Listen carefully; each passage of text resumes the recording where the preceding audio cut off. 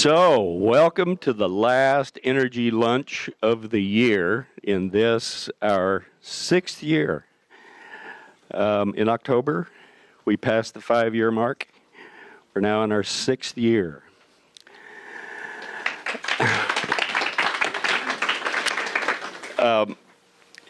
It might interest you that the energy lunch has brought more than 60 speakers to Jefferson County over those 5 years plus, and they've come from as far away as many of you already know, from Wittreg, Bavaria in Germany.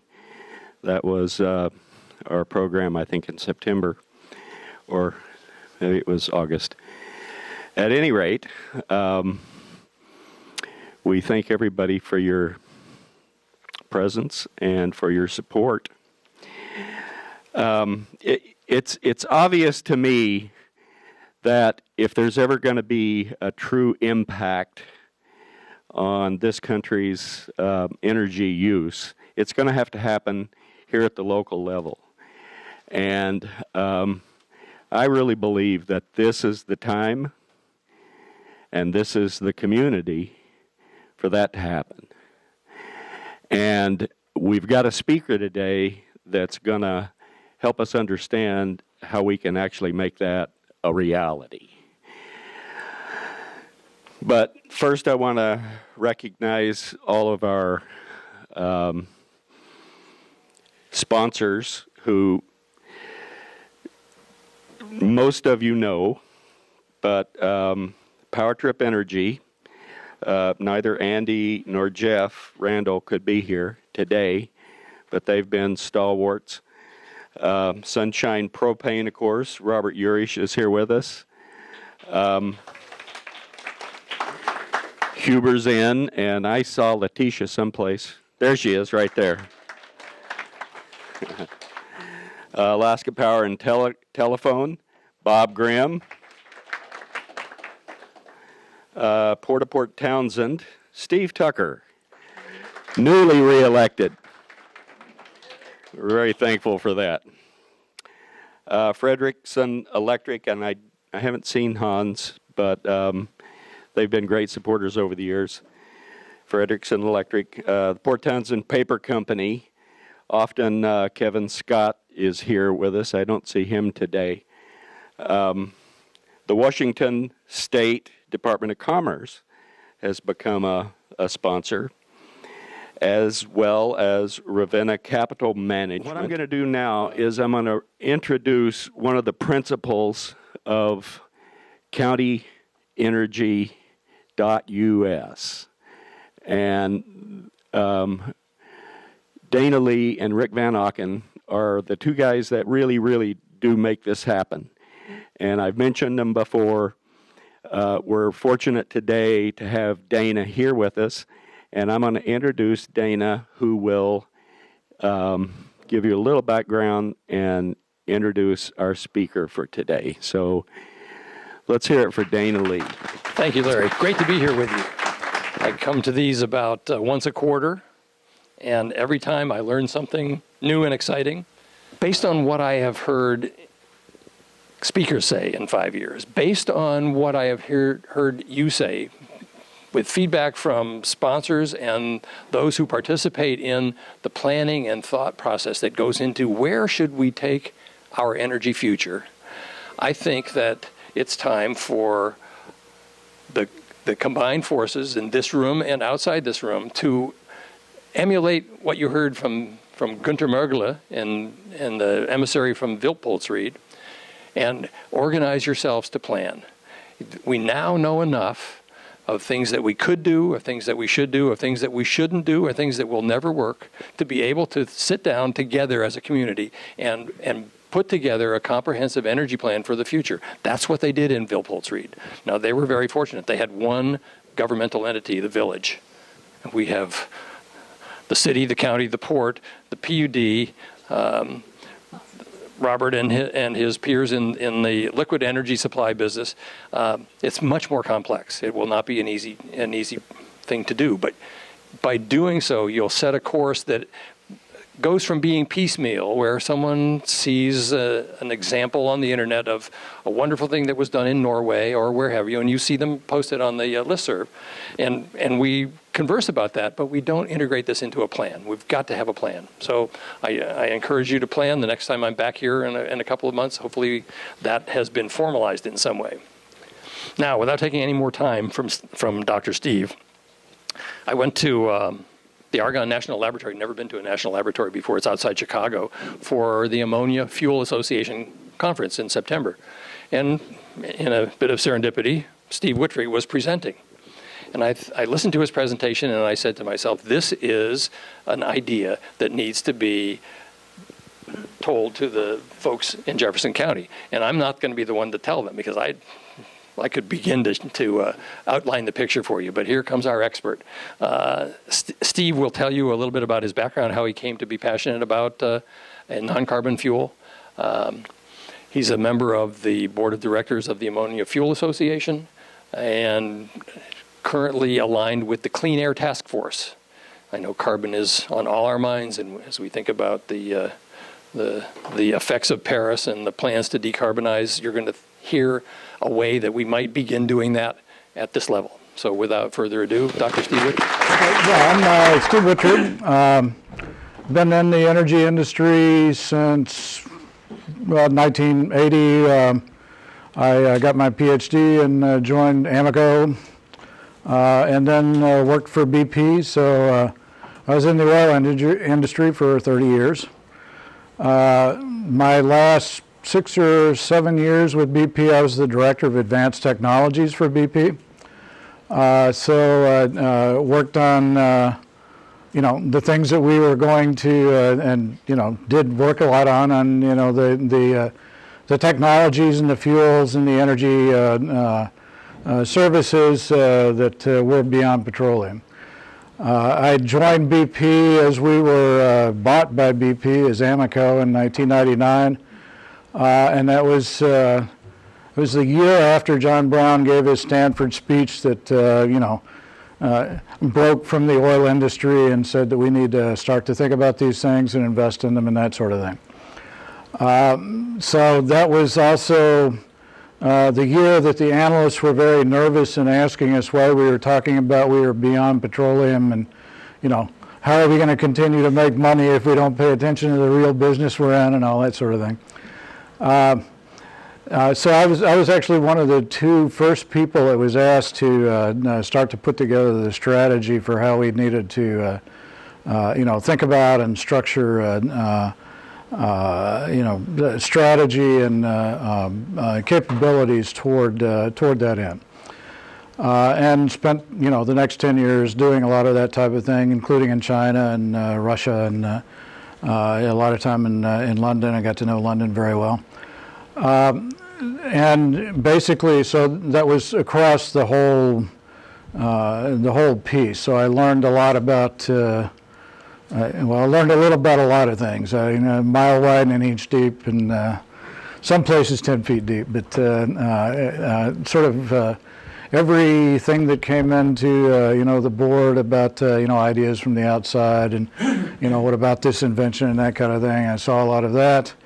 I worked a lot in China and technologies there and low carbon technologies and sort of very different society and economic system. How do things work there versus here versus in Russia versus in Europe, and so got really a chance to do a lot of thinking and analysis on what works and what doesn't, and why not, and why, and that kind of thing. I retired in about 4 years ago and joined the Clean Air Task Force, which is an NGO based in Boston, nonprofit.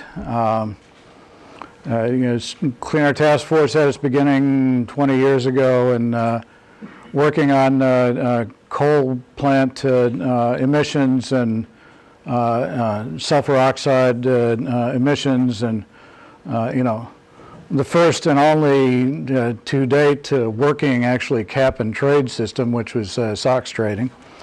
So works with the government and industry, takes donations from neither, so it's kind of foundations and high net worth individuals that are interested in that sort of thing. So stays as pristine as possible in that kind of environment. So a very different environment for working in a big oil company, but working on many of the same things actually.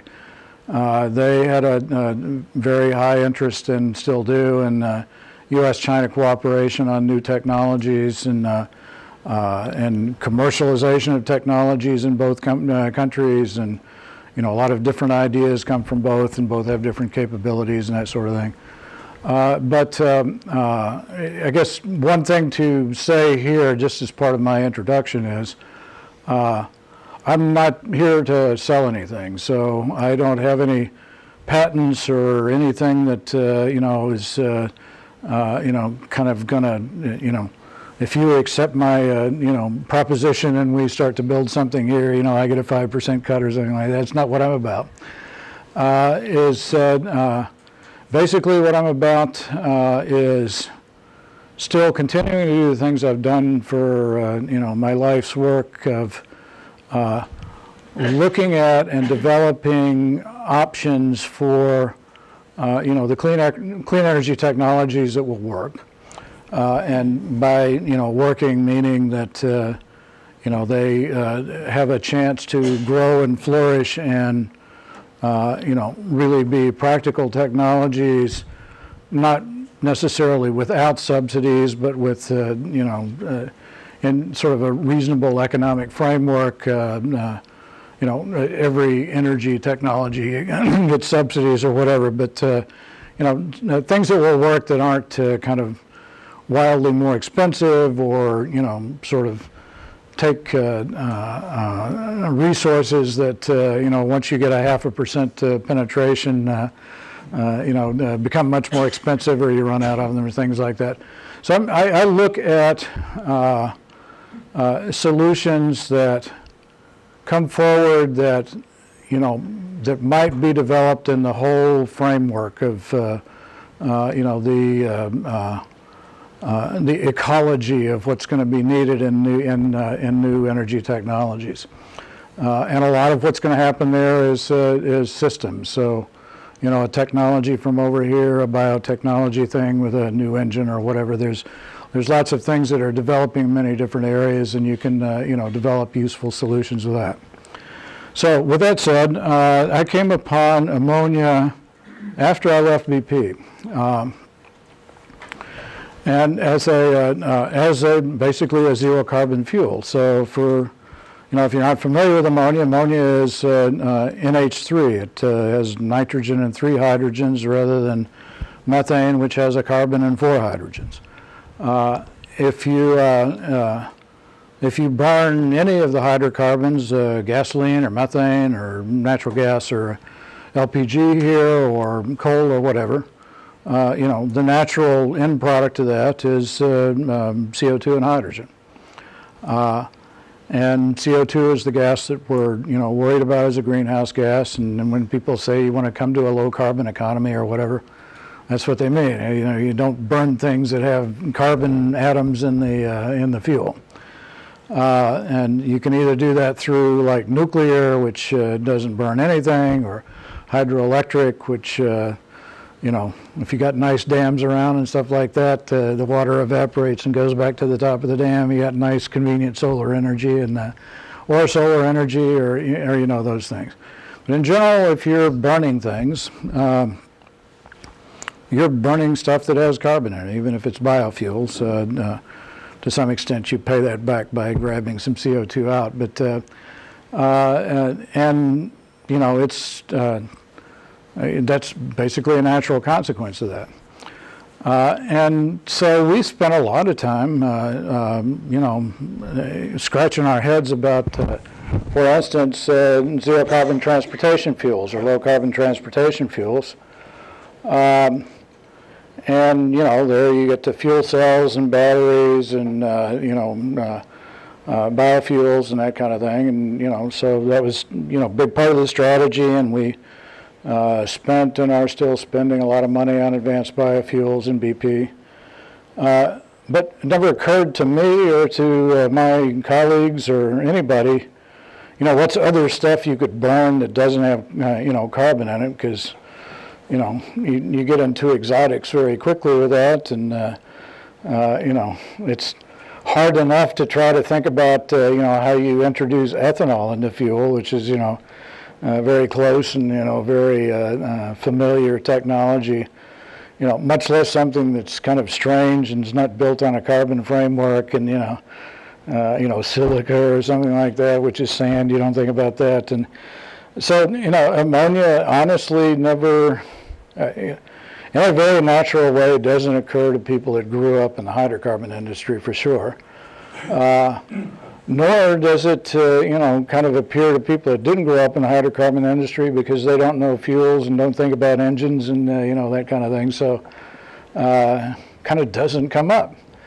When I was back here working in some areas, I met a guy from the Clinton Global Initiative that was mentioned, he was working with some people on ammonia fuel. And, I thought about that, and first things that come up is, well, why would you want to burn fertilizer? And, thinking about that, and, it must make a lot of NOx, it must make a lot of, nitrous oxides and that kind of thing. But, looking at it over the last 3 years, actually, there aren't any barriers that one can come up with that aren't relatively easily addressed. There are people that have been working on this for 10 or 12 years. The Ammonia Fuel Association, which Dana mentioned, is a group that's, this was their 13th meeting, 12th or 13th annual meeting, I think. And, so I went to that meeting and got to know these guys, and we'll talk a little bit about this, but then I'm going to talk about the neighborhood energy stations. Essentially, in terms of the things that come up as sort of the natural questions is, do you get NOx when you burn it?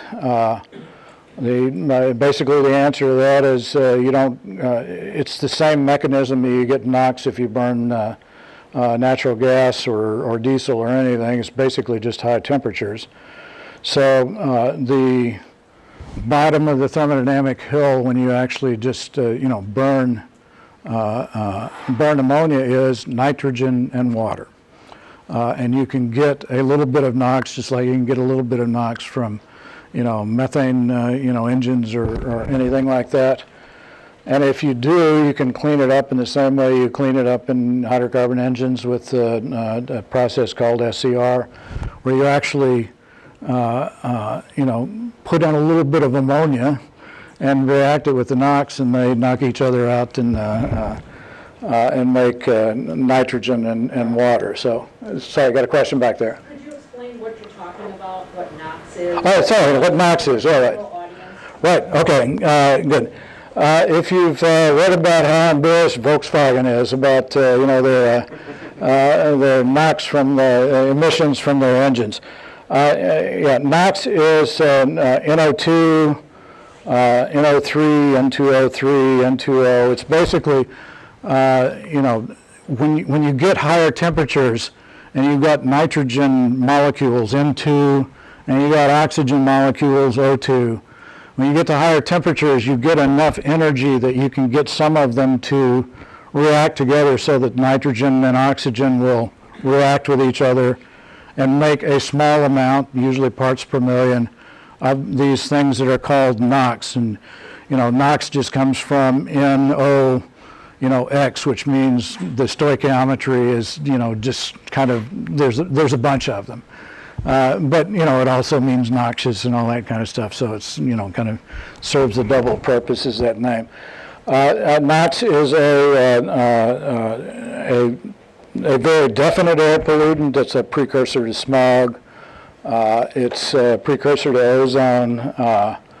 It's not the kind of stuff that you want to have coming out of your cars or your power plants.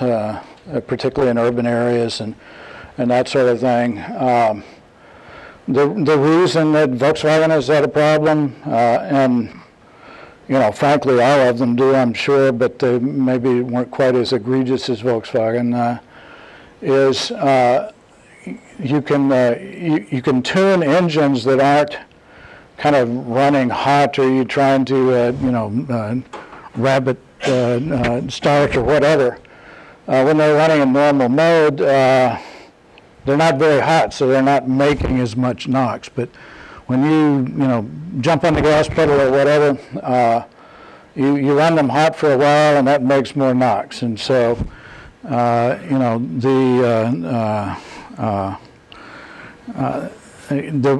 way things are set up with the controls on what you do in the after treatment and that kind of thing, we're supposed to kind of tamp all that down, and it's supposed to make the car less peppy and that kind of thing, or does if you actually run it right.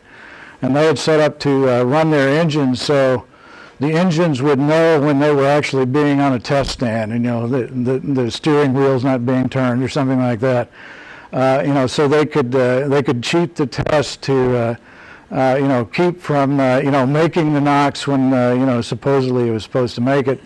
That was kind of how they got around that. But the basic trade-off is in a diesel car for this is if you want peppy performance and good acceleration and 0 to 60 performance and that kind of thing, you have to give that up if and there's not much way to get around it if you want to have low NOx production in terms of so these are the kinds of trade-offs you get into. With these things, or with an ammonia engine, or with an an integrated internal combustion engine. In general, the kinds of trade-offs that you get into in any case, and ammonia is not different than that, even though it does have a nitrogen in the fuel. In general, what comes out, and there are people that we're working with that are running advanced engines that basically have undetectable nitrogen oxide production through most of the range of how you would operate.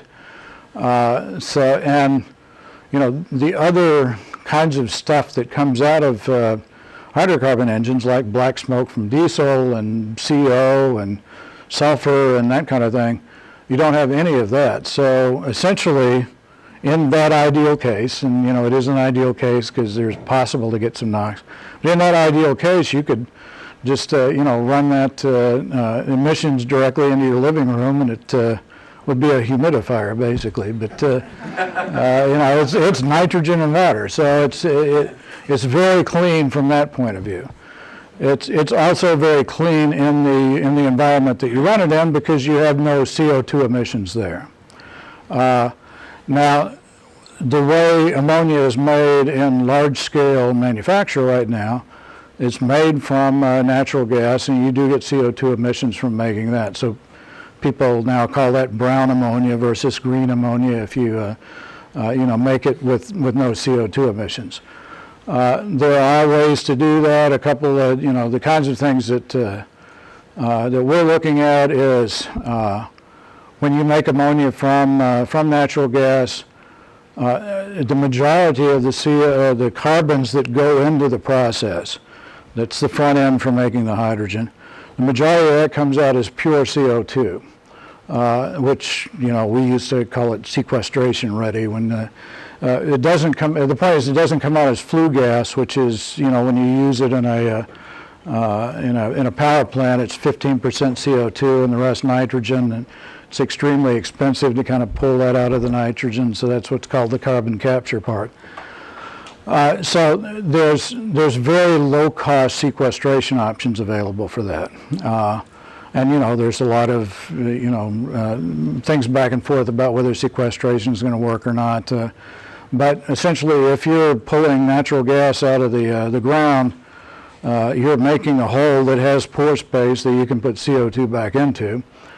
So in terms of the CCS options that are available, this might be one where you could take the low-cost CO2 that's being developed in lots of places, Alberta, Pennsylvania, and Texas or whatever,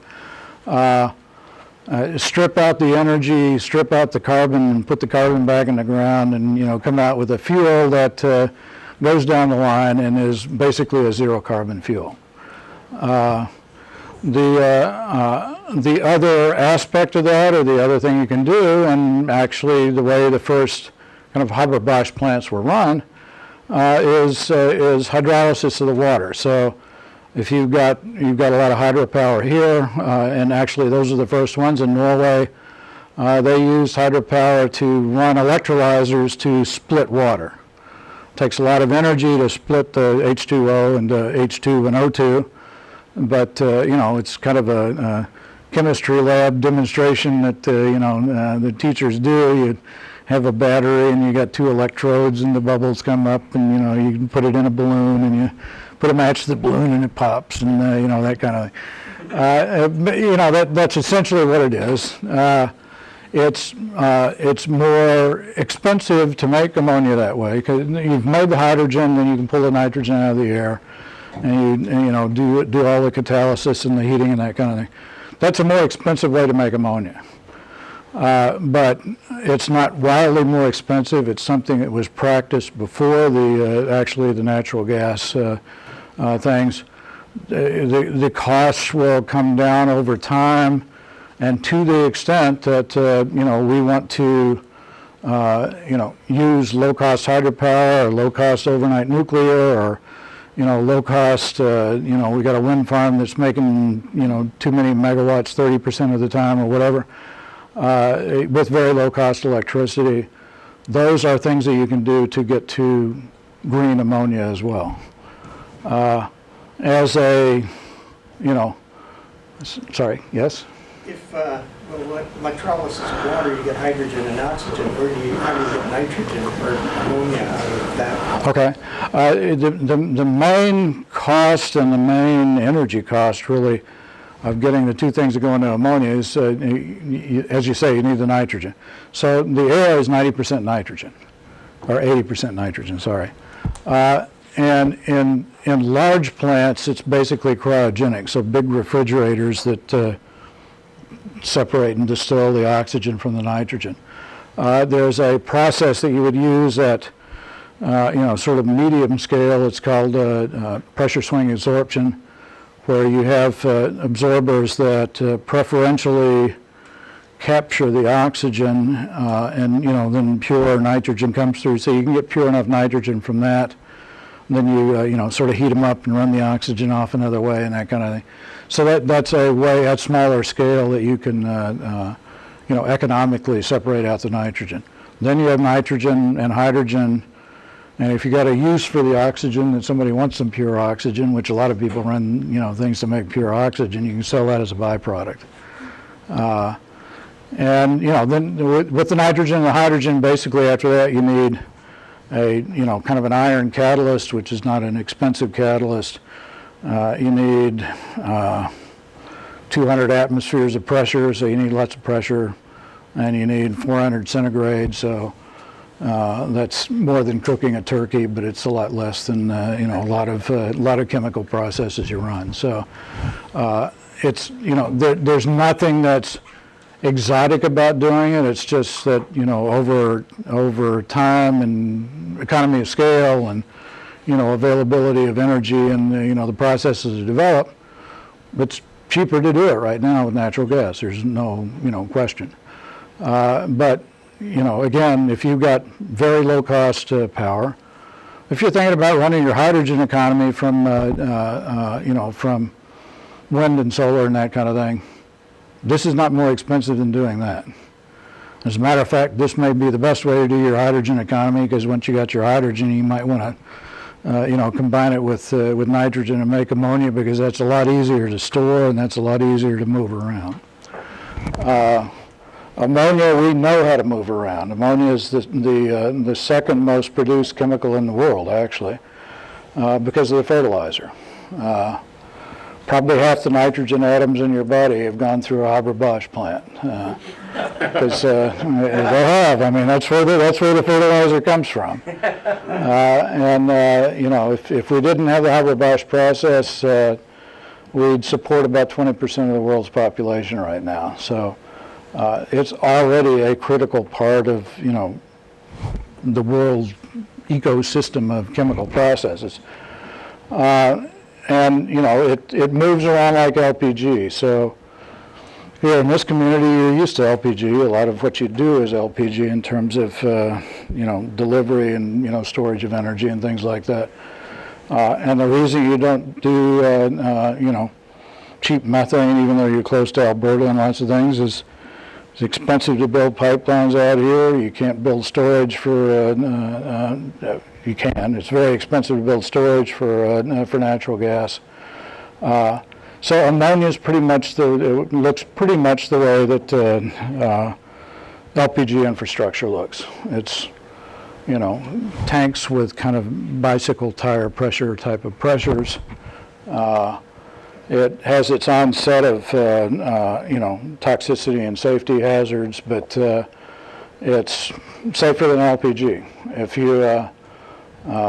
If you knock the valve off in an LPG tank, you can get a heavier than air cloud that goes out and hits a spark somewhere and causes a big explosion. If you do the same thing with an ammonia tank, it's lighter than air and it dissipates, and people smell it at kind of 1% of the explosion limit and that kind of thing. So the point is that every fuel, by definition, has a lot of energy in one place. That's the point of having a fuel. And so they will all have, scenarios where you can say, yes, I could kill myself if I drink it or spray it in my face or, fill my house up with it and light a match or whatever. And, those are things that will just have to be handled. But ammonia is something that is, shipped all over the place. It's stored all over the Midwest. Actually, when farmers in the cornfields in the Midwest apply ammonia, it's just little spigots that are open spigots that go 2 inches down into the ground, and they blow the ammonia out through that. It's not it's something you have to handle, but something you can go forward with. Okay, so I haven't even gotten to the first slide yet, but basically that was all background. Chemistry and fuel lesson. But as I was going through this and thinking about where might this be most useful, one could certainly think that transportation. It's a zero carbon transportation fuel. If you run your ammonia trucks and ammonia diesel engines and that kind of thing, and provides a solution to the problem that you can't do carbon capture on gasoline engines or CNG or whatever. And so if you can make green ammonia and if you have ammonia trucks, you can do that. And then, so in Belgium in World War II, they actually ran their buses on ammonia because they didn't have hydrocarbons. You can do that. It's not the most efficient, and of course you have to actually tune engines to do these things and that sort of thing. But actually, engines for transportation, those are much harder and take much longer than things that sit on the ground and just make electricity. This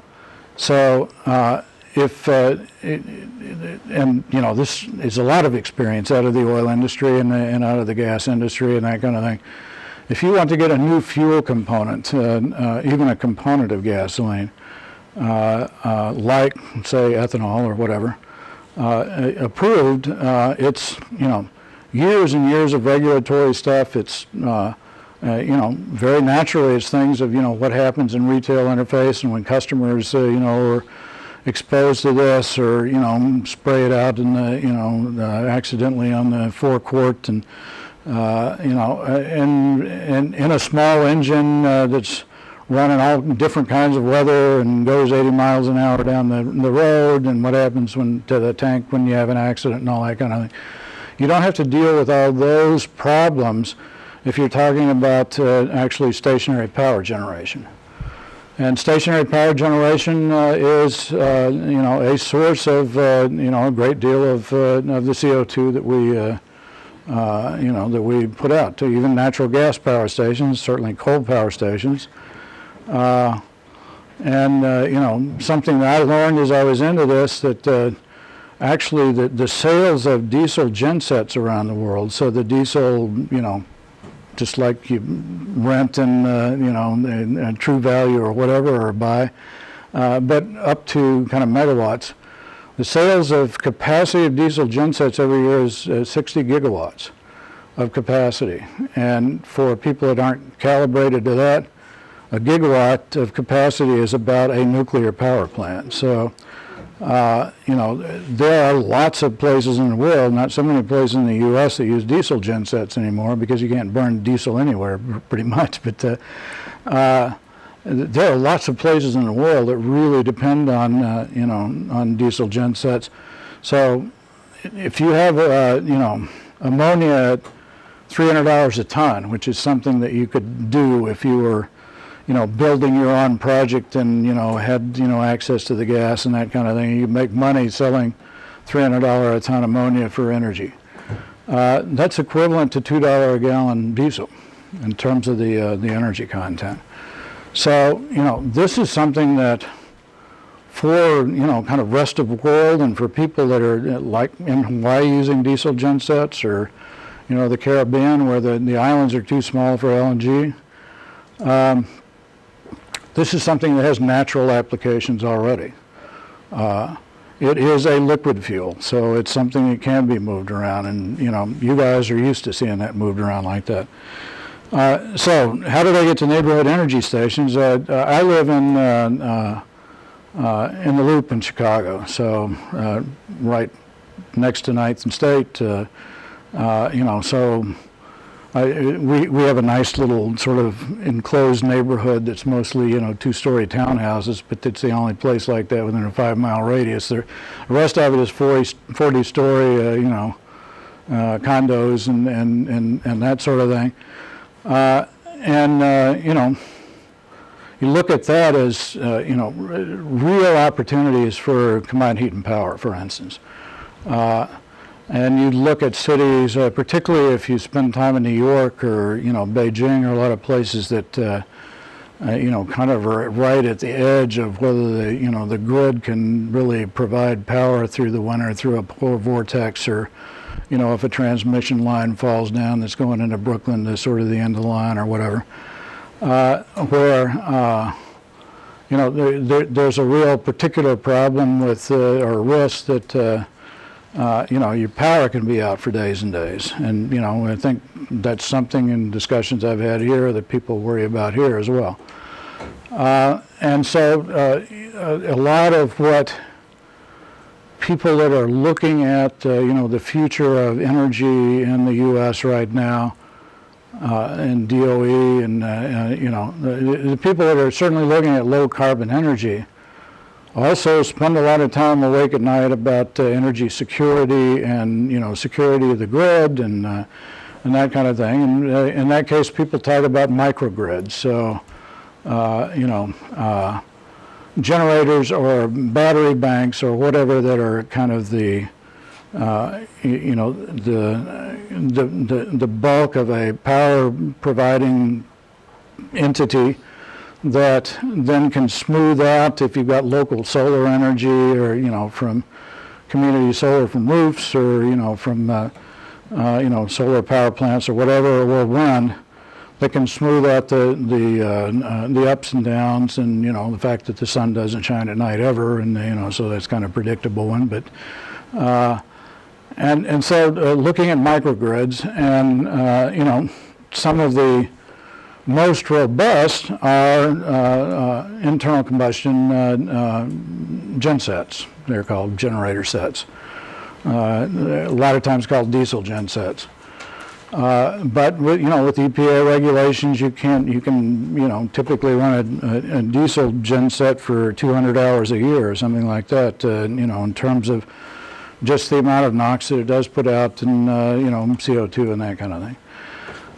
So an ammonia genset would be a very interesting, aspect of that. So I started thinking about, the neighborhood energy station then. Actually, just thinking about the BP station that's right around the corner. And so thinking about a gas station, generally, the biggest tanks underground for the gasoline stations are 25 or 30,000 gallons, and they're filled typically 2-3 times a week. If you're talking about an underground tank for ammonia, it would be pretty hard actually to cause any kind of disaster with an underground insulated ammonia tank that was chilled, because if you knock the top off of the valve for that, it's kind of already at atmospheric pressure, and the only thing that allows it to boil out is enough heat to get into it. And if it's insulated, it'll kind of sort of come out and you can smell it, but then you go turn off the valves or whatever.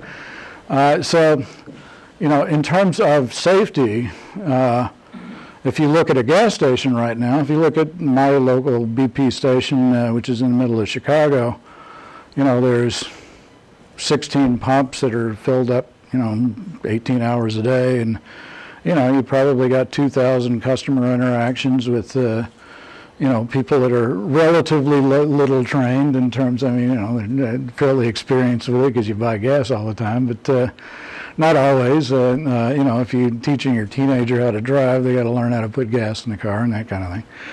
But you have, retail interactions. You've got, 3 different grades of product, all kinds of interactions like that with something that was sized that way for ammonia storage for a diesel genset that would run ammonia. I'd just say, okay, well, let's take a 30,000 gallon tank, and let's have a diesel genset there, and we'll have feed in for local solar and wind and that kind of thing, and we'll have a sophisticated which are becoming cheaper and cheaper, basically, power conditioning system, and I'll talk a little bit about that. That allows the introduction of the renewables and the solar and the wind in a relatively straightforward way, and allows control then of the throttling on the engine to do that balancing. And also allows the smart inverters now, in other words, the electronics that takes the direct current that you've basically collected, and then turns it into alternating current. Not only will match your 60 hertz, but does matching of what phase it comes out in and how it matches in the right way, so it doesn't, trip up the grid as you feed it in and that kind of. But the point is that there's been a lot learned about how to, interface with the grid, interact with the grid, sell power or take power from the grid. That's, come into play now, and there are packages and software and that kind of thing that allow that to happen, and so that's something that then becomes something that's much more valuable than the early microgrids would fall off at the drop of a hat from some bump in the system, because they couldn't take any chances with load shedding and things like that. And then had to be very carefully brought back on with phase matching and that kind of thing. These kinds of things can take place automatically and can be done so that you're providing not only power to the grid, but what's called ancillary services and, support for sort of larger fluctuations associated with either load shedding or big solar coming in or whatever.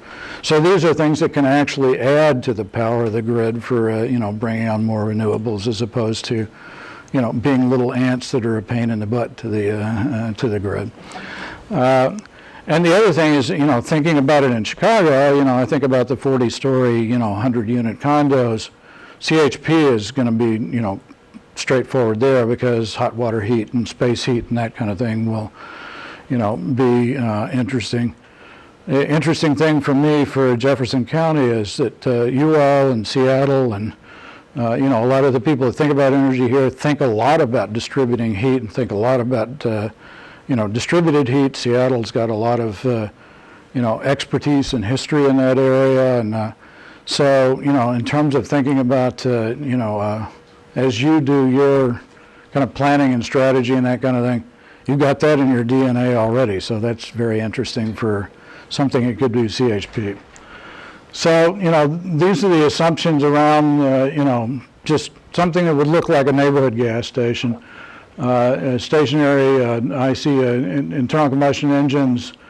Some of the people in here know what a Sturman engine is, but basically they're, diesel engines. With an installed cost of $700 per kilowatt, which is actually a typical, cost for internal combustion engines now, so that's not a big change. 45% power efficiency, that's reachable. 40% usable energy beyond that for heat, for combined heat and power. And these are just things that I put into the model, so I could put something in a spreadsheet that came out with numbers, and you can change the numbers and say, well, suppose it's 42% efficient or whatever, and see how much that affects you. But and I talked about the rectifier inverter, so the advanced controllers and power conditioning. And essentially for that, and well, I've got ammonia at $250 a ton, and we can talk as much as you want to about that. I mean, the sales price for ammonia as fertilizer right now is like $600 a ton. But that's because demand is higher than supply and that kind of thing. If you, the way I think about it is the way I think about the way the LNG industry developed is, you can go to dedicated resources that can only go to this type of, market. LNG was one example of that. So, it was stranded as to otherwise, even if, gas was $8 a million BTU in Texas, in Trinidad, to get the gas to Texas costs a lot of money. So, so you can go to, dedicated resources, build capital as dedicated capital, and that's the way I think of what the price could be for this. Now, if you're going to do that, if you're going to build that ammonia plant, you might want to say, well, I really do want to sell half of it to the fertilizer market because I can make a heck of a lot more money doing that. But if I get the tax breaks and the assurance from the bank and all that kind of thing, that I can build this plant if I sell. If I contract to sell half of it at, $350 a ton for, low carbon energy or whatever, then, that's something that can be structured into the project. So that's kind of where that's not my guess at what ammonia price is going to be or is right now or isn't. Honestly, over the last 40 years, the average price of ammonia has been $300 a ton. But, right now it's much more than that. You have to think about sort of where that is and where you might do it in a larger energy economy.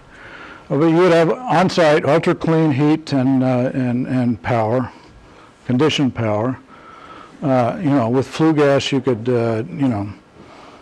basically vent into your living room, and so it could be run in a place like Manhattan or Los Angeles or whatever as well. I've kind of talked through all of this, so, but a typical high-volume gasoline station, 1.5 million gallons of multiple grades of gasoline or diesel in a year. So what would be something that would look like that from the outside? And what I've described is something with an underground tank and kind of a couple of generators would actually look a lot less complex in a BP station, but you wouldn't be able to buy candy bars there. But it's kind of the same sort of size. 1.5 megawatt generator, that there's a lot of assumptions that go into how big that is, but that would kind of be the right size for 100 unit 40-story condo in Chicago. So how big a neighborhood here, or is that going to go to kind of local grocery stores and a lot of refrigeration or whatever. So but you can make it a lot smaller too. It doesn't have to be 1.5 megawatts. So there's lots of options in this. This is just sort of where I got to. And I have a model of this where you can downsize that and, do all the calculations and that kind of thing. Be very happy to share. General complexity is less. You don't have as many retail interactions. You don't have as much above ground, exposure of valves and, all that kind of thing anyway. Typical tank size is 30,000 gallons, fuel delivery, logistics, 11,500 gallon tank trucks. So, a couple of times a week. Very rough projects cost, $1 million for the ammonia gensets for that level would be actually a fairly, conservative estimate. It'd probably be less than that. And 150,000 for the controller and 150,000 for the underground tank. Then you add in land and that sort of thing. This is just very rough and honestly not very expert guess, but kind of conservative guess of what costs would be. So in general, you're talking about that kind of investment there. And if and as I get into sort of studies with groups that want to do this, like if Jefferson County wants to look at this, then then we'll be working with experts on what does our underground ammonia tank really cost installed and that kind of thing. So that's the stuff that I would go beyond what I do on my desk at home in Chicago. So. And so then this, and obviously I'll provide these slides, and anybody can have them. So this looks just like at the general economics of that, and you can come down to that could be quite a profitable way to do things if you're I forget what the cost of power I was selling it. Cost of power for this is actually above the power cost that you guys are used to. So again, you kind of take that and you can put that in the spreadsheet and then say, well, if it costs 50% more for zero carbon ammonia, what's that costing us on a CO2 basis and that kind of thing. But the point is, we pay a lot for. We don't pay a lot in general in Illinois for power. We pay pretty much for power in Chicago. So, that was based on Chicago prices, not, free power from hydropower. So you guys turn up your noses around here, and say, no, we get it for 2 cents a kilowatt hour. Not much I can do with that. But so that depends on, how worried you are about energy security and things like that. Actually the next one might be a little bit better. Well, so this is, just showing a schematic here. Basically just a diesel engine sitting. You got the exhaust and that kind of thing. You'd have a lot less after treatment for this type of thing. The thing to point out here is one of the things that's done with microgrids now is you take the AC power that comes out of this, and you can take the AC power that comes from wind turbines and all that sort of thing, and put it through what's called a rectifier. So you got AC power that has whatever characteristics in terms of frequency, and you turn it into essentially a straight line. You turn it into DC power, and you don't lose that much efficiency with that. That then becomes sort of the same characteristic as solar PV or batteries or whatever that can be being fed in here to the smart inverter, which then takes your DC power and puts it all together. So if you're getting a lot of solar, you can phase back on the engine or whatever, and turns it back into conditioned power that has the right phase and right frequencies and the right kind of thing to interact with the grid.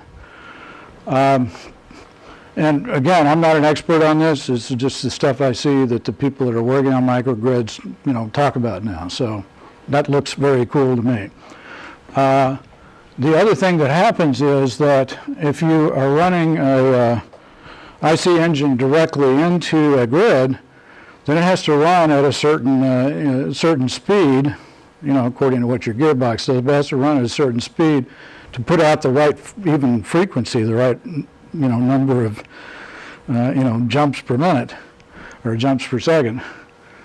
And running an engine at kind of one speed or a set of speeds according to the gearbox takes a lot of the efficiency out of running the engine, because if according to the power curve and according to the frequency or the speed you run it, you can lose a lot of the value and the efficiency of the fuel.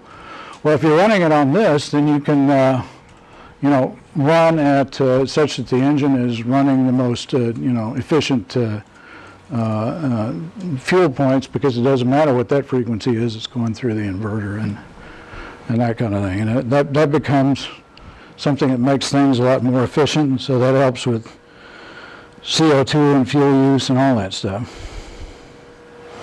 Okay, so this is the same sort of thing that shows, with the smart inverter going out to the AC, you can be feeding in solar here. If you've got in your, either your condos or your industry or whatever, if you got DC loads that you can take out directly, you can feed those. Wind power can come in there to the rectifier. You got, heat and cooling that can come out from that, and that would be the generator. So this can be, the point is that, obviously you wouldn't design every system exactly like this with all these hookups, but there are very many different options that you can use for a very flexible base here that can allow you to bring in sort of maximum amounts of solar and wind power. I'll get to a couple of the other kind of advantages here. You can easily accommodate solar and wind. You've got kind of a centrally addressable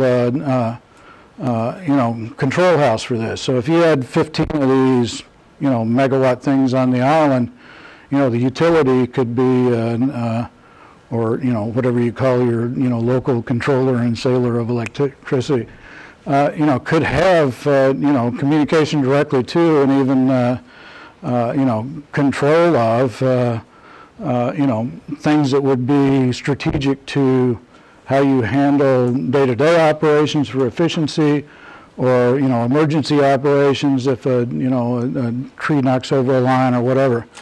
This allows kind of a over time, at least the ecosystem to develop such that you could have kind of distributed power stations that are zero carbon power stations that are taking in distributed energy and that kind of thing. Is there a question? Yeah, quick question. Sorry, I'm going to have to leave in a minute. I was wondering, can solar and wind actually create ammonia fuel, or is, when you mention solar and wind, is it just ammonia would be in the backup when those aren't operating? They can create it. So very much like I talked about hydropower for hydrolysis. Anything that you can make electricity with, you can run an electrolyzer that splits water and makes hydrogen. Okay? You can. Now, when you pencil that out and say, right now with the kind of, very sort of kludgy ways that we do that and that kind of thing, it might be sort of a, 40% efficiency, of the power into the, the power that you capture in the ammonia, which, may well be not far off of, where it is if you, kludge that together now. It doesn't sound greatly attractive, but it can be attractive even in those kinds of circumstances, depending on where you are. If you're in Africa putting in solar villages and, giving everybody a sort of, a light bulb for 3 hours every night and that kind of thing, because you don't have anything to store things in, or the batteries break down or whatever. There are situations where even sort of 30% capture is nice as a, convenient storage solution. it's not the first application I would try to sell to somebody because, it's, but, yes, you can do that. Anything you make electricity with, you can do hydrolysis, so, sure. In terms of storage, so now when, now when you talk about microgrids, you say, how many batteries can we afford to buy to have, to operate our system, before the system comes back for, 3 hours or something like that, because batteries are very expensive to, really store electricity at the grid scale. With ammonia, basically you have stored energy that a megawatt and a half of electricity is quite a lot of electricity. If you got that 30,000 gallon tank and you run that generator, and forget the sort of the advantages of the heat one way or the other, you run that generator, you'll run the generator for 5.5 days on the ammonia you have in the tank. That is 4 orders of magnitude cheaper than doing that with batteries, because batteries are much more expensive. This is a $100,000 tank that gives you whatever it was. I'd calculated 200 megawatt hours of electricity. And, it gets recharged when the truck shows up and puts stuff in the tank. It's not sort of recharging, gee, we got to make sure we get the batteries charged because the sun's shining right now, and, kind of timing on that. So in terms of, energy security and that kind of thing, this is a great solution to that. And, as and if you get to the point where you're taking surplus hydroelectric or, nuclear or whatever to make local ammonia, what's our timing? You want to get close to being wrapped up in about 5. A lot of people what? About 5 minutes? Planning to leave at about Okay. past. All right. Well, let me finish up then. That's a very important part of this is actually energy storage and reliability. So that's compared to battery storage, and I already talked about that. So compared to a natural gas genset, so here I'm thinking about, New York and, Pennsylvania gas or whatever. With ammonia, you basically can move the ammonia wherever you want to because it moves in trains, it moves in trucks, it moves on boats and that sort of thing. If you have a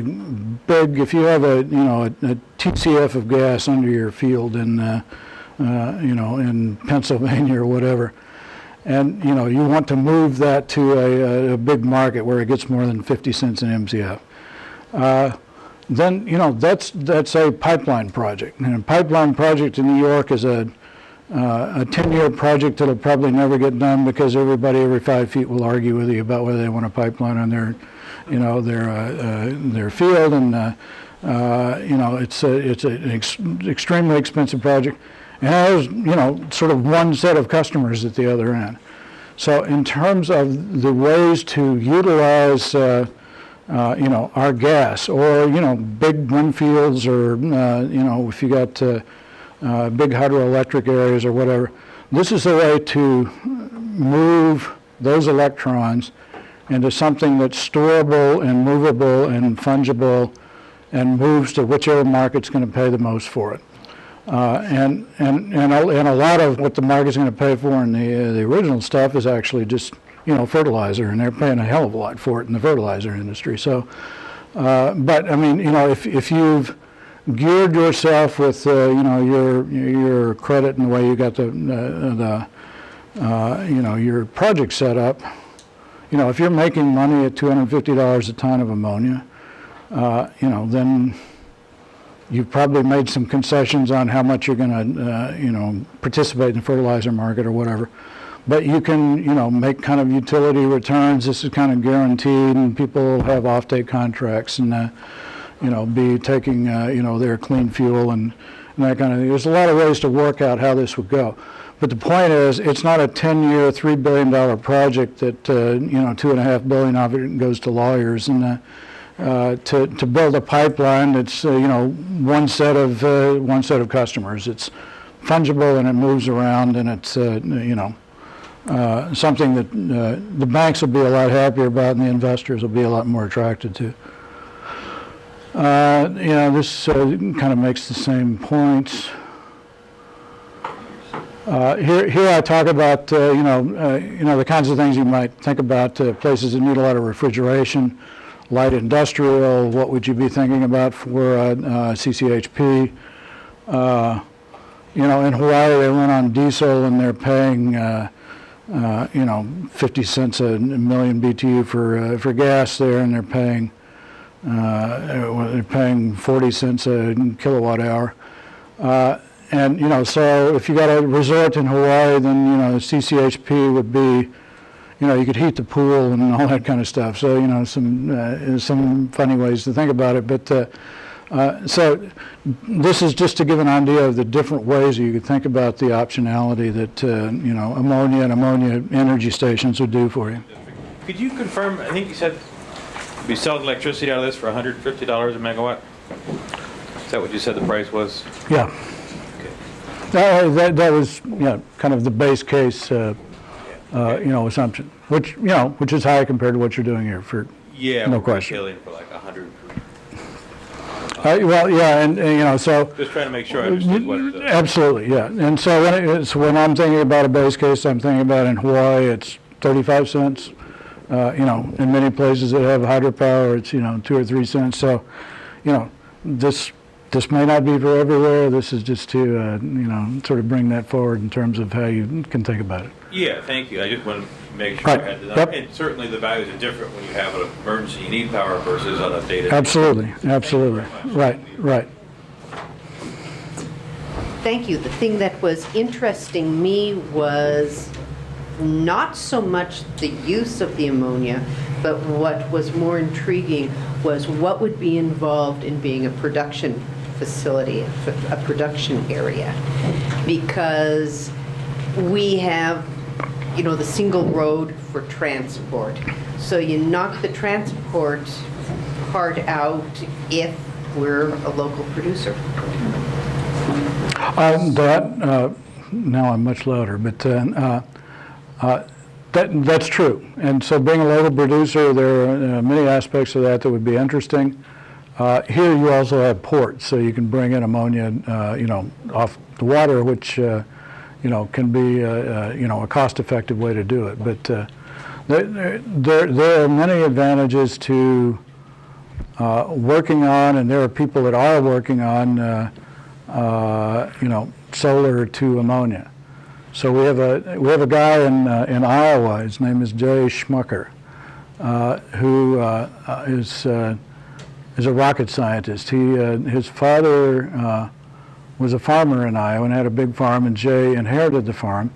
But Jay actually went to worked at the Jet Propulsion Laboratory for 50 years, which is JPL. It's the place that designs all the Mars rovers and the the stuff that goes out past Neptune and shows you the rings and all that kind of thing. Jay worked on that for 50 years, so he's a tremendous engineer and has got very broad contacts and that kind of thing. And he wanted to come back and use what he refers to as half of his retirement money or whatever, but to build a memorial to his father, which is essentially designing refitting a tractor that can run on ammonia and building a system that makes ammonia run from solar power. So the solar power provides the power to compress the hydrogen and the nitrogen up to pressure and to do the electrolysis and that kind of thing. And that gives a basis for understanding what such a system might look like. And it's not the way that you would build it to make money, but when you get people like this that do things like that, then the engineers can look at that and say, all right, how do we bring down the cost of that if we want to build 100 of those systems or whatever. So there are people that are already working on that, and that's something that we eventually want to do. Definitely. We've had talks on ammonia combustion in the past, and it seems to me that they said you needed to mix some hydrocarbon with the ammonia to make a stable combustion. Can you burn pure ammonia stably in a conventional combustion engine? Yes. So there's a guy named, there's another rocket scientist that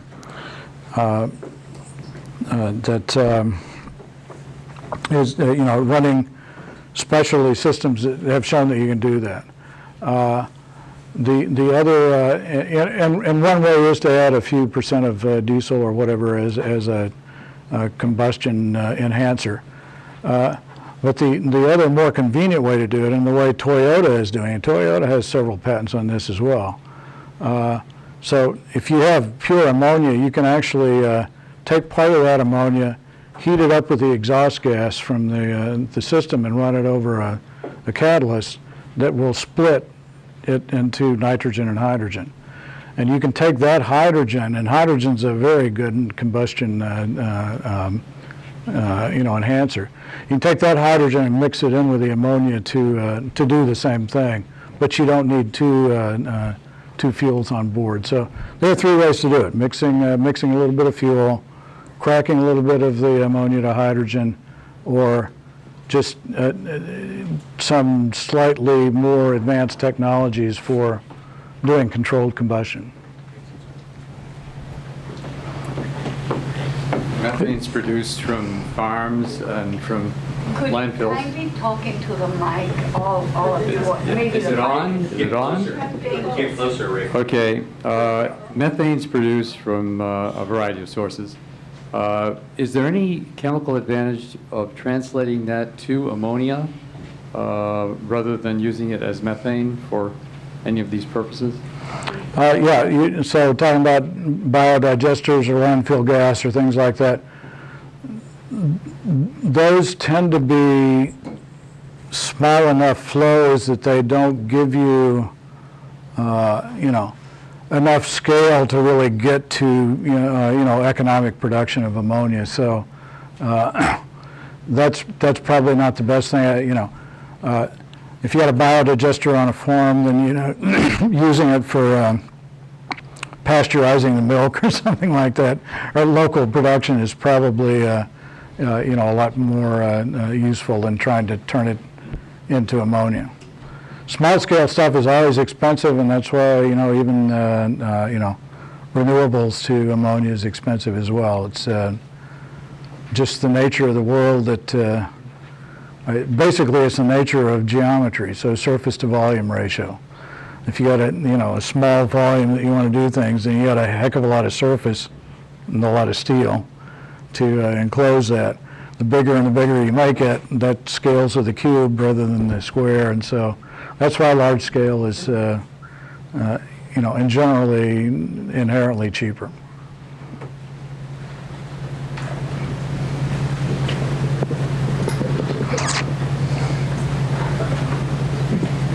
Hope it's okay if I sit down. I didn't say that. I was thinking more in terms short term. Wouldn't it be better to use renewable fuels to create ammonia for agriculture and then use petroleum fuels for emergency and local power generation? Well, I would definitely say there can be some optimization and rebalancing on, the amount of ammonia and fertilizer that's used to raise corn that is,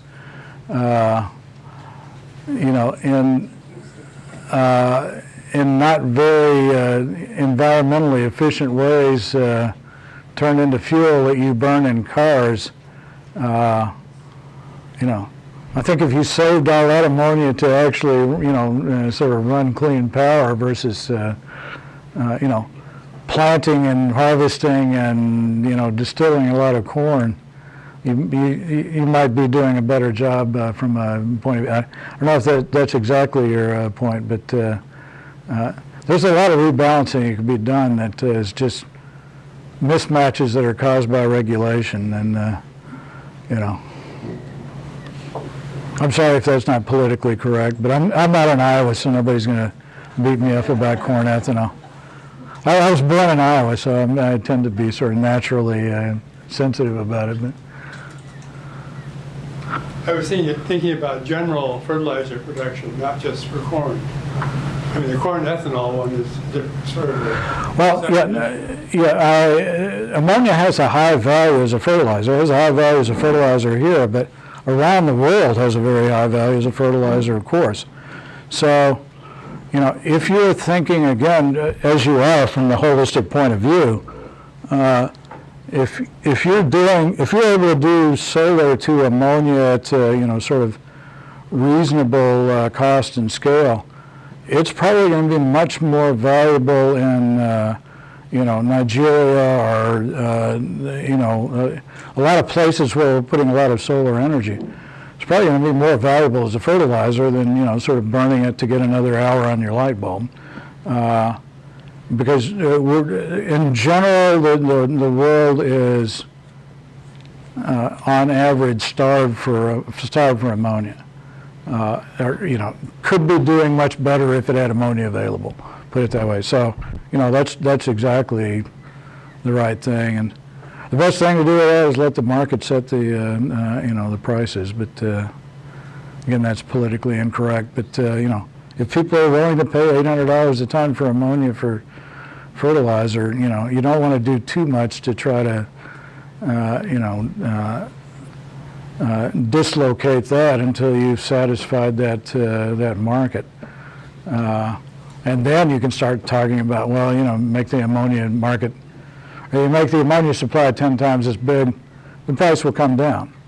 Now the current ammonia players will hate you, and they'll try to put concrete blocks on your shoes and put you at the bottom of Lake Michigan, but because, you know, that ruins their you know, their business model. But you know, the same kinds of, you know, dislocations take place all the time.